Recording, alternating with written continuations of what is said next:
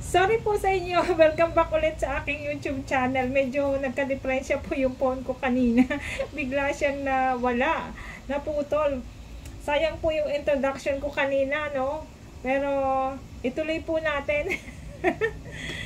Ayan. Ngayon po ay eto nga po yung melon, no? Sobrang kapal. Pero hindi po mailalagay lahat dahil sa sobrang liit po ng aking mixer.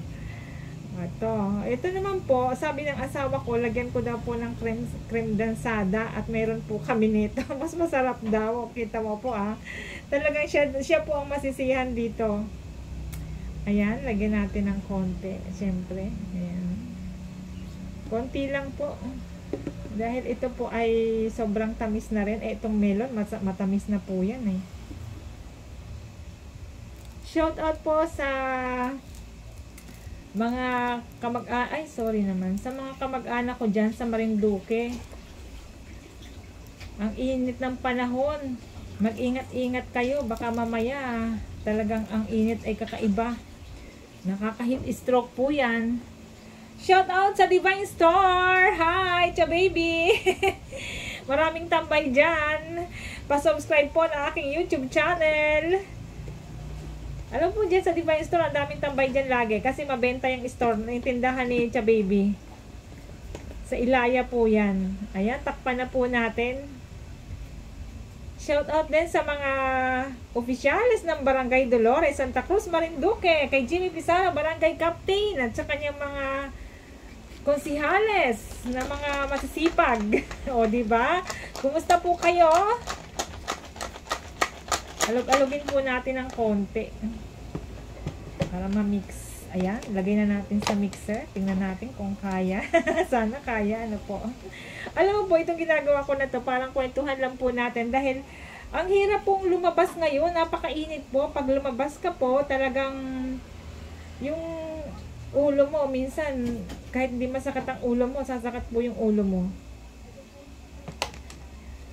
Ayan, tingnan natin. Nakasaksak na siya. Sana po tulungan nyo magkaroon ng subscriber ang inyong Ate Babes Vlog. Para po tuloy-tuloy itong ating mga pagsama-sama. Ano po? Ano po natin?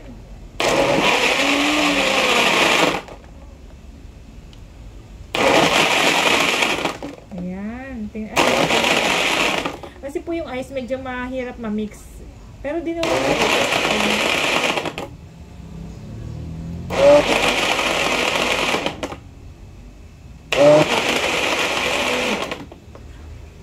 Tingnan natin. Mukhang nadudurog na po ng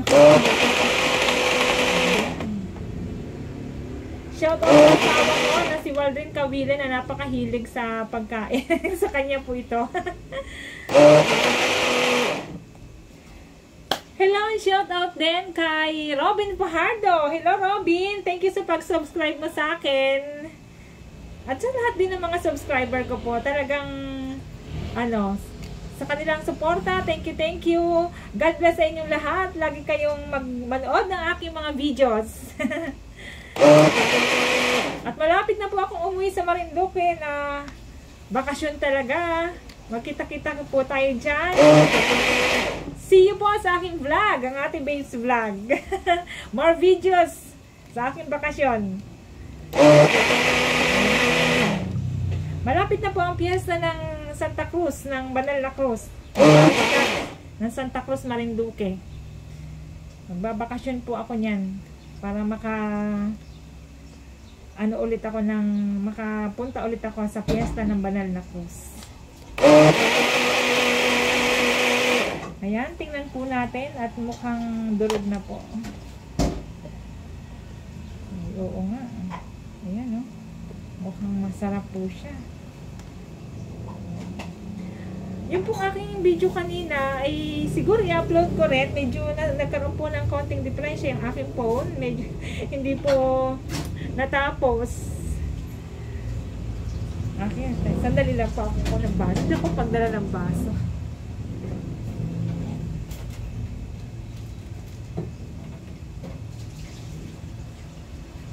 Ayan, welcome ulit. Sorry po. Tingnan natin kung masarap po. Ayun, ganda po ng ano, pagkaka-shake niya, oh. Tikman ko lang po muna ng konti.